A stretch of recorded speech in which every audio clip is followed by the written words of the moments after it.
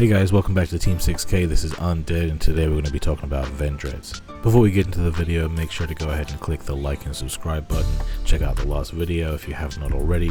So, Vendreads is a zombie ritual archetype, and because it is a zombie archetype, it's got some good grave effects, and because it is a ritual archetype, you're going to need your Vendread normal summon. Technically speaking, this archetype could be considered a bit of a combo deck, because we are technically going to be doing a lot of summons, and it is pretty complicated to get to where we need to get to. But yeah, let's just get into the card by card real quick here. So, Vendread Slayer. It can be ritual summoned with any Vendread ritual spell at once per battle, blah blah blah. This effect isn't relevant, so I'm not going to talk about it. But the main thing is, if this ritual summon card is sent to the graveyard, you can add a ritual spell from your deck to your hand, and if you do, send a Vendread monster from your deck to the graveyard. So that floating effect is pretty amazing. Because our archetype likes having cards in the graveyard, it is basically a +2. We're going to get our ritual spell, which is fantastic, and we're also going to get another Vendread monster in the grave, including another ritual monster. The other main ritual of the deck is Vendread Battlelord. It can also be ritual summoned with any Vendread ritual spell. You can banish a Vendread card from your graveyard and declare one type of card, monster, spell, or trap, and for the rest of this turn your opponent cannot activate cards or effects of that type. So if your opponent's got back row, you banish like this card from your graveyard or something, then you declare traps. They can't use their traps. And then if this ritual summon card is sent to the graveyard, you can add a ritual monster from deck to hand, and if you do, send a Vendread monster from deck to graveyard. So this one, very similarly to the Vendread Slayer, is kind of like a +2 because we like having cards in the graveyard. We get another ritual monster in the hand, and we get a Vendread monster in the graveyard, including one of these, and including another ritual. The ritual spells themselves are Vendread Origin. This card can be used to summon any Vendread ritual monster. This one doesn't care for exact level. The benefit of this card is that you can ritual summon from your hand or graveyard using materials from your hand, field, or zombies from your grave. And because this deck is all zombies, then of course we're going to be banishing zombies from our grave sometimes. Allowing us to use our graveyard allows us to not lose so much card advantage. It's also not a once per turn, so we can loop it multiple times, and we are aiming to do that in this deck. Also, if you're Vendread Slayer, that's not all of your rituals, it's just these two. These two are your Vendread Slayers. But if one of those would be destroyed by battle or card effect, then you can banish this card from your graveyard instead, kind of like a Neos Fusion. The other ritual spell is Vendread Evolution. You know, this is the one and done ritual spell because it's only a hard once per turn. Just like Origin, you can summon from the hand or from the graveyard. You can't use materials from the graveyard, but you can use materials from the hand and field. But you can also use materials from the deck, and that is pretty much why it is a hard once per turn. But at the end of the next turn, the monster that you summon with this effect is going to die. For consistency purposes, we do play the 3 Manju of 10,000 hands. Sometimes we have a hand where we don't have enough ritual spells, sometimes we have a hand where we don't have enough or the correct ritual monsters, so the Manju is there to like bridge that gap because it can search both of them on normal summon. And then we have these 4 Pringles. There is another Pringle that you can play, Vendread Revenants. By the way, a Pringle is a monster that is intended to be used for a ritual summon. But anyway, all of these Pringles are essentially, if they are on the field and used for a ritual summon, then the ritual monster that you used it to ritual summon will gain an additional effect that is now their effect. So Hound Horde will give your ritual the ability to target a spell trap your opponent controls and banish it. Streegis will allow you to, after the damage calculation, if this card battle an opponent's monster, you can draw a card and discard a card. Anima will banish any monster that the ritual destroyed by battle. And Core will make your ritual untargetable. And Revenants will allow your ritual to quick effect target a special summon monster your opponent controls and banish it. We're not playing the Revenant because, funnily enough, the main reason to play these cards isn't actually that benefit. The actual benefit is these guys actually have a good grave effect. Technically this guy does have a grave effect, but it's not that helpful in this deck. This guy's grave effect is that if it's destroyed, you get to resummon it. That's not great. It means that we do have to normal summon it. It doesn't special summon itself standardly, it just has to be just destroyed from the field. But these guys have really nice effects in the graveyard, so if we happen to send them to the grave with a Slayer or with a Battlelord, then we'll be able to take advantage of them. The best one is Vendread Core, the one I mentioned that protects your ritual from targeting. That effect we actually do use. But if it's in your graveyard, you can banish another zombie from your graveyard and special summon it, but banish it when it leaves the field. And that banish actually helps us go into the anima play. We can send the anima to the grave with the other ritual, and you can banish this card from your graveyard to target one of your banished Vendread monsters and resummon it. So first you use the core to banish your Vendread, and then you use the anima to resummon the Vendread that you banished. Although I do have to say that ritual monsters, regardless of where they're coming from, they do have to be properly ritual summoned before they can be resummoned. So if you just discard a ritual and banish it with core, you won't be able to resummon it with anima. You have to ritual summon it, then send it to grave, then banish it with core, then resummon it with anima. Strigas is technically not a card that we're going to be going into all the time. This is kind of like a follow-up play that if we so happen to be able to send it to the grave as a follow-up, then it can reveal a Vendread card in hand when it's sent to the graveyard to resummon itself. That can be really nice for link material. And then Hound Horde, we're also not really trying to use it all that often. However, if we happen to have one of these in our hand, then we can send this to the graveyard, because while it's in the graveyard you can discard a Vendread card to summon it. So that'll be nice for link fodder, but also be good for getting these guys in the grave for their beneficial grave effects. And then the last card in the archetype we're going to be playing is a Vendread Savior. It requires 2 zombie type monsters, and it becomes Vendread Slayer on the field, so it does gain the beneficial graveyard protection effect of Vendread Origin. And we are playing 2 because we do need to summon 2 quite often. But just keep in mind that it does require 2 zombies, so you can't use a Manju for it. But what it does is you can target any Vendread card in your graveyard and add it to your hand. That means monster, spell, or trap. We don't play any of the Vendread traps because they're not good, but we're often going to be re-adding the Origin because it's not a once per turn. The second effect is also pretty good on your opponent's turn or even during your own battle phase. If it's involved in a battle, you can send any zombie from your deck to the graveyard, and your opponent's monster that it is battling loses attack equal to the level of the monster that you sent times 200 until the end of this turn. So I usually send a Vendread Battle Lord. 7 times 2 is 14, making your opponent lose 14 attack when this guy has 16 attack is kind of like this guy having 3k attack, which is pretty cool. And sometimes the opponent doesn't even read it, so they'll just attack into it regardless. This deck can summon up to, and sometimes more than, enough materials to make a link 4, so we're often going to be going into Amphibious Warship and Blue Whale. What this guy does is it requires 2 effect monsters, 2 or more effect monsters I mean. It still requires a total of 4 link ratings, and it gains 200 attack for each link monster in the graveyards. With its 26 it can very easily get up to 3k.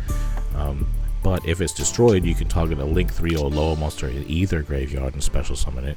And then if a link 3 or lower is on the field and destroyed either side of the field while this card is in the graveyard, you can banish this card from the graveyard and destroy 1 card on the field. And that doesn't target, by the way. So you can summon this. If your opponent destroys it, you will summon probably an Vendread Savior because you almost always use this.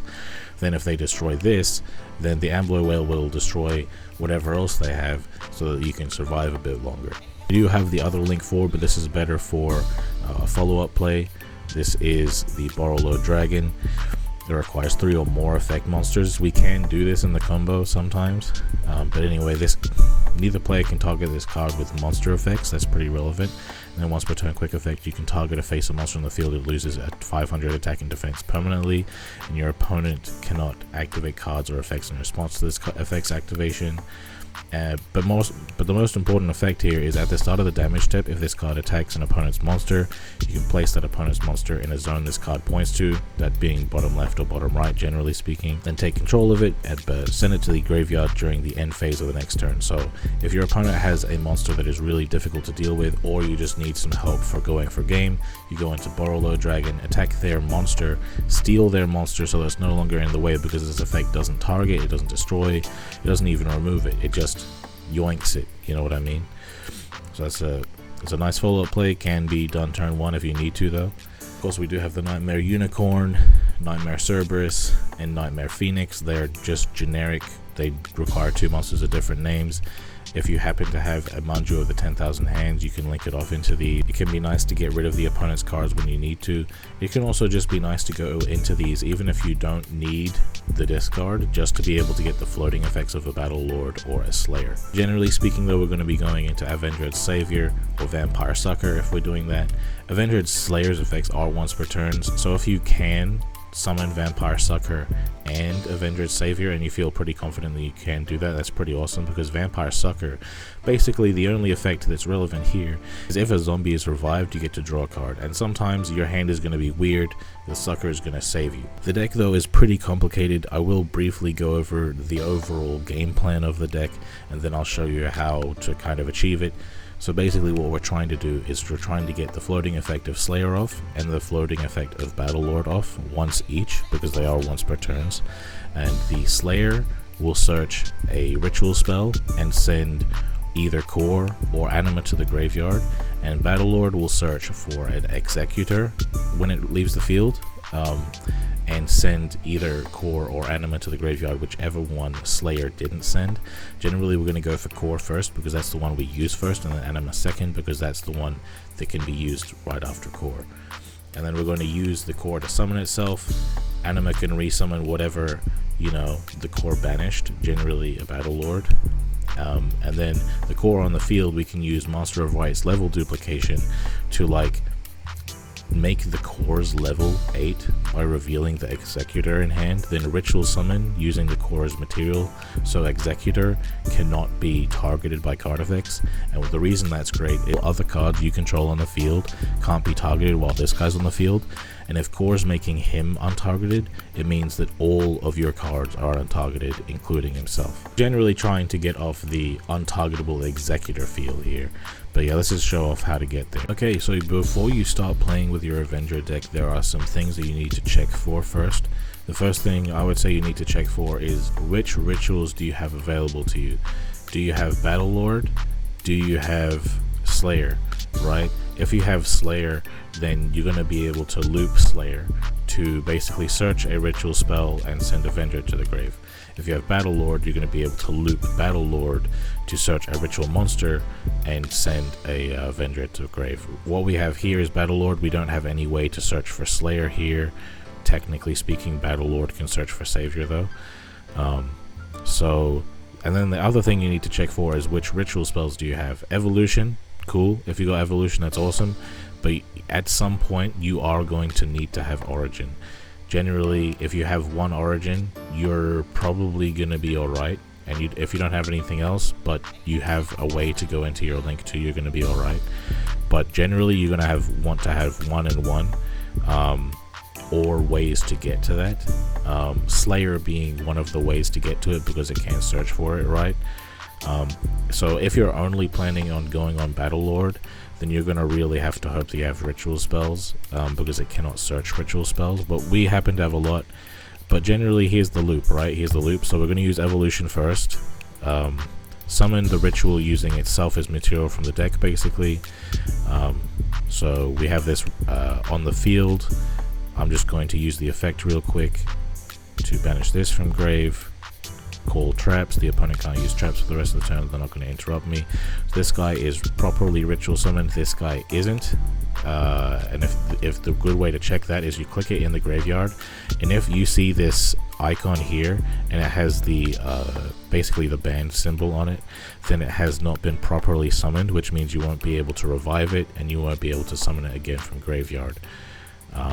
So going to use Origin though to summon the one from grave using the one on the field as materials. And what this is going to do is it's going to mean that both Battle Lords will have been properly ritual summoned, and it will also mean that we are going to get the floating effect of Battle Lord as well. So what we could do here is we can add an Executor, right, because we want to be using Executor, right, or we could search for a Slayer and then go for a Slayer combo, and then with the Slayer keep going basically. So I'm just going to show the Slayer line here first, and then I'm going to send a Core. Core is going to banish my Battle Lord to resummon itself. Then we're going to use these two as material. I don't need them anymore to go into my Savior. this is generally the way we go about it. We're trying to get Savior on field as soon as possible so we can basically just add back our Origin. We did have 2 Origin in our hand, but that's not going to happen so often. Let's not try to rely on it so much, you know what I mean? So we're going to summon Slayer, banish this, it doesn't matter anymore. The good thing about having 4 different Pringles in our deck is that we could normal summon if we happen to need to. Technically we have 7 Pringles if we want to include Manju as a Pringle. But you know, having that additional monster just to summon so that we can link off with Slayer, that's the main thing. Because linking off the rituals counts as them leaving the field for their floating effects. For the sake of the combo, I'm just going to go into this. I could go into a Link 2 if I wanted. I could even go into the other Link 4. I could go into a Link 3. And then the Slayer is going to trigger off its effect. Streeges? No, I don't need the Streeges, right? Yeah, no. I'm going to add a Origin. And I'm going to send... Let's have a look at the grave real quick. Yeah. I'm going to send an Anima. And what I could have done is I could have sent a Executor, and then I could have banished the Slayer and the Streeges from grave to summon it, which would then protect this guy from targeting, which is pretty nice. But you know, this other option here. I can just banish the Anima, resummon any of these guys, and this is a pretty good field. This is not bad, and the reason that you would go for this is because you might feel like being able to protect this guy from targeting isn't going to be as big of a deal potentially, and also you might want to keep these cards in the graveyard for a follow-up play. But if you feel like the targeting protection would have been better, instead of the Anima you would have sent the Executor, get that targeting protection, and then go off. But you know, so another situation here, we are gonna go for the Slayer play. I did just explain the loop, and we're going to loop the Slayer, right? So the evolution is the first part of the loop. It is great to have 2 different ritual spells, I mean.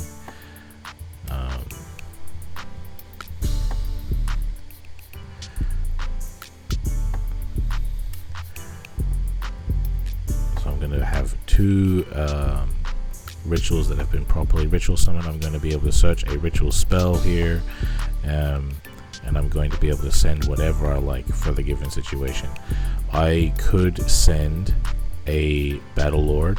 I could send my core right away. Because I already have a Manju, I can search the Battle Lord with the Manju, right? So I feel confident sending the core. However, if I didn't have any access to Battle Lord, I might feel inclined to send a Battle Lord, you know what I mean? But these are all decisions that you're going to be making in the middle of the game while you're playing. So genuinely don't go on ranked until you've, like, let's say, like, go against a level 40 duelist in the gate, and like until you have won 10 times in a row against a level 40 duelist gate in Vrains, probably don't go on ranked with this deck, because you're probably going to misplay. Because there's just a lot of decisions you have to make every game depending on your hand, depending on the situation. I'm going to send a core though, and core is going to summon itself by banishing the Slayer, and I'm going to link them off, which is going to banish this guy. It's alright to banish this guy because we can resummon it. So Savior is going to link off into Savior. Savior can add back whatever I want basically, but I'm going to add back the Origin because that's the main thing you're adding back almost all the time. So I'm going to summon Manju, which will search for Battle Lord, ritual summon. When things go well in this deck, they go super well. Banishing the Slayer and I guess the other Manju, doesn't matter. And you don't always have to do this, but it's nice to banish a card from the grave with the Battle Lord to turn the opponent's cards off, either their spells, traps, or monsters. Can be really good against certain decks. When more hand traps are in the game, you can, like, if you happen to be able to summon this first, you can banish your evolution to turn off their hand traps, which is pretty cool. But yeah, gonna link off into what would be best. Yeah, just gonna link off into Borrowload Dragon, I suppose. And then I'll be able to trigger off the effect of the Vendread Battle Lord. This is the most important part. I'm gonna add an Executor. Battle Lord gives you the whole play basically. And then Anima to Grave. And then Anima's effect, important, banish Anima. And the core that we banished earlier, because we resummon it, and when it resummons itself, it leaves the field banished. We get to resummon that. So we're getting double duty out of it. And technically, after this, we'll be able to use it again next turn if we don't win this turn, right? Because it will be back in the graveyard. And then we're going to use the skill, get the Executor we searched, get this thing that we searched, make it level 8, and this Origin that we searched, technically added back with a Link monster, and Ritual Summon this guy. And then we are completely target proof.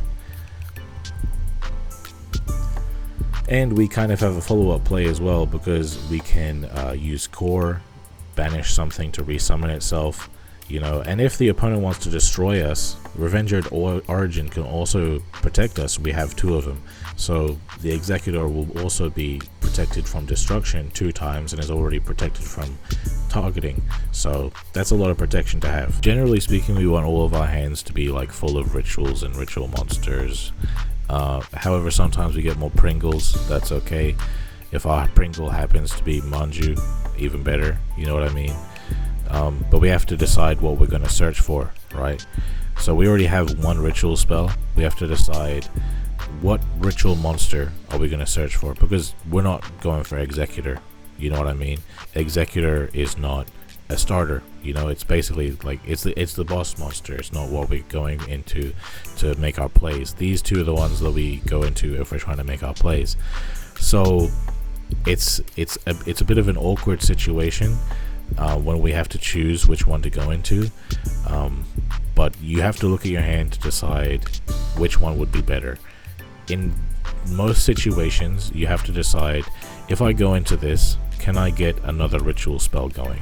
And that, in a Battle Lord situation, if you wanted to go for Battle Lord, that would mean that you can go into a Vendread Savior and add back your ritual spell.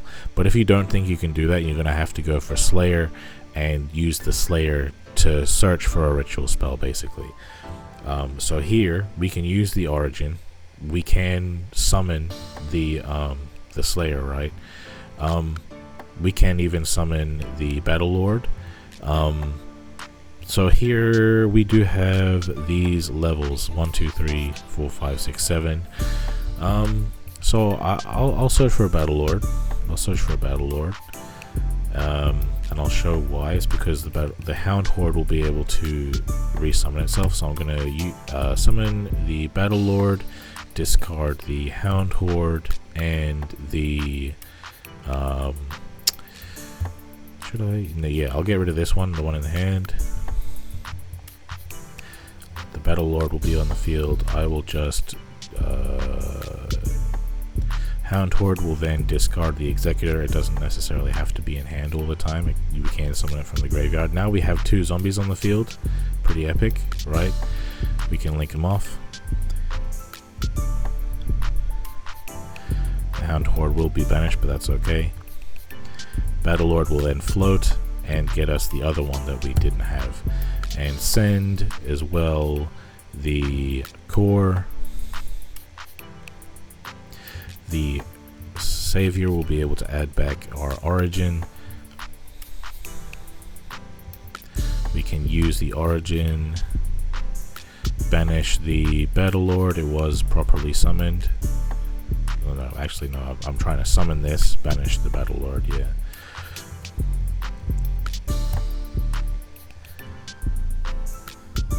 then link him off.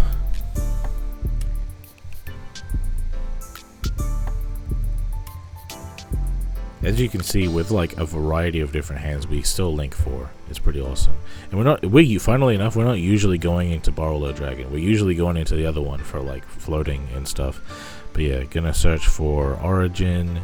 We're usually searching for Origin because, you know, it's just a better spell usually. Sending an Anima. Going to use Core to summon itself. Banish. This guy hasn't been properly summoned, so banishing him isn't going to be that like helpful. You know what I mean? So I'm going to banish the Slayer. Summon itself. Use the Anima. Resummon. What am I going to resummon? I'll just have a look at the grave real quick. Yeah. I'll resummon the Battle Lord because 7 + 1 = 8. And I'll be able to actually, let me just turn off your back row real quick. Banish the Savior. It is probably a trap. The Origin. Summon the Executor. 1, 7. And I'll be untargetable. And technically, Borrowload Dragon's already untargetable by monsters, but now he's also untargetable by back row. And also, my Executor counts itself as Vendread Slayer on the field, so it will be protected by the Origin twice, actually, by battle or by card effects. So I hope that those like test hands kind of showed you how the deck functions. As I said, this deck does need a lot of practice. You're not going to get everything just from watching this video. You might actually get everything just from watching this video, but I recommend practicing it regardless so it feels natural to you while you're doing it. I do have some replays to show off how it plays against real people. You can build this deck differently if you want to. I'm not here to tell you how to build the deck. I'm just kind of here to show you how the archetype functions. But yeah, let's just get into the gameplay, shall we? Alright, so this guy's playing Silent Mangrates. While he's comboing off, I'm just going to analyze the hand real quick. So Manju can give us whatever ritual spell and retro monster that we want. We already have the evolution, so that's really nice. So what we could do is we could search for the Origin ritual spell, or we could search for the Vendread Battle Lord, depending on what line we want to go to. If we feel confident that we're going to be able to get 2 zombies on the field to get back an Origin. Since we don't have an Origin, that's pretty much the thing that we're trying to go to. Because it's not once per turn, we'll be able to recycle it. We can't recycle an evolution. We technically can recycle an evolution, but it's not like we're going to be able to use it again.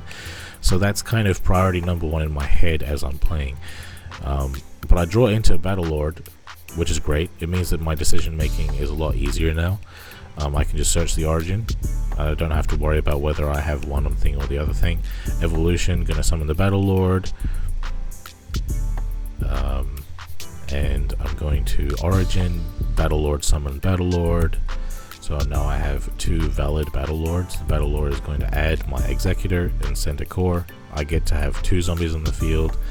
I'm going to call trap cards, because if this is a spell, it's not going to hurt me, right? And if it's a trap, he probably should have used it by now. But if it's a trap, then, you know, might as well not let him do it. But yeah, going to summon the Core, banishing a Battle Lord. He's going to get his monster effect, but I don't care, because the Balinx is the only monster in his graveyard. He's going to have to add that back, and he won't have his destruction protection anymore. So he probably shouldn't have activated that. But I'm going to link off into a Vendread Savior. And Savior is going to add back the Origin, and I can just keep going. I'm going to summon the Slayer, banishing the Battle Lord. Then I can go into a Nightmare Cerberus, discarding the evolution because I didn't need it, right? And I can get rid of the Jaguar. Slayer is also going to trigger its effect, so technically it's chain blocked, but it's not like he's going to negate this anyway. Going to search for an Origin, send in the Anima. Anima is going to resummon Core, and then I'm going to use the skill to turn the Core into a level 8, and I'm going to ritual summon my Executor, so now my whole field is untargetable. I should say the skill also locks you into basically just doing the one ritual summon after using it, but the anima does lock you into zombies regardless, so it's not like I was going to go into a link 4, my bad. Savior, of course, sending a Slayer to reduce his Sunlight Wolf by a lot. Easy game, GG. Alright, so I happen to be going first here. As we can see, I don't have a origin in my hand, but I do have a zombie. I do have a way to get origin if I so happen to need to, so I'm going to use the evolution, summon my Slayer, and then if you have the option of summoning Manju instead of normal summoning a zombie, it's good, because regardless you're going to get this floating effect of Slayer, right? Because you're going to get it off of the origin, you know, resummoning the one from grave and using the one on field as material, and it is a +1 at the end of the day. Hound Horde isn't, and none of the zombies are, none of the Pringles are. So origin, summon Slayer using Slayer's material, gonna get that beneficial floating effect. Slayer is going to search for origin, and I'm going to send a Battle Lord. I don't have access to the Battle Lord otherwise, so I might as well go for it right now. You don't always have to use both core and anima. Sometimes just one of them is fine, which is why we are sending Battle Lord here. Then we're going to summon the Battle Lord using the Hound Horde and the Manju. And now we have 2 zombies on the field. You know what that means, right? Going to link 2 into a Vendread Savior. The Battle Lord is going to trigger adding the Executor, sending the core, and then this is what I mean when I say the Battle Lord gives you everything, because it gives you the Executor, it gives the core to summon it, and the Savior is going to give you that ritual spell. The core is going to resummon itself, banishing Battle Lord. I'm going to turn it into a level 8, and Origin is going to give me a completely untargetable field. This is, technically speaking, the least bombastic field that you get. It doesn't have a link 4 on it. It's not, your hand's not good enough to make a link 4, but what you did make is this guy's untargetable, this guy's untargetable. If this guy floats, this guy's, actually both of them are protected by both copies of Origin, so they can't be destroyed twice. And if they want to battle into this guy, then they're going to take a bunch of damage, because I'm going to be able to send one of my rituals to grave to reduce their attack, either by 12 or by 14. But he's playing Dark Magician. You know, the funny thing about Dark Magical Circle is that it targets, and you know what, these guys can't be targeted. That's right. So Illusion, they're going to search Dark Magician. Their skill's going to allow them to normal summon Dark Magician, but they're going to notice something. They're going to notice that they can't activate their circle, which is pretty hilarious. He's going to attack for no reason, because I can be protected with the Origin. Doesn't matter. He thought he was cooking here, but he wasn't. And he's gonna notice here. Wait, why can't I target him, bro? I'm just gonna keep popping off. It's gonna be pretty awesome. Warning point. Oh no. Whatever am I gonna do about a warning point on a monster that I was just getting on the field so I could use anima? Anyway, anima's gonna resummon Battle Lord. Battle Lord is just going to turn off his traps, and I'm just gonna attack for game.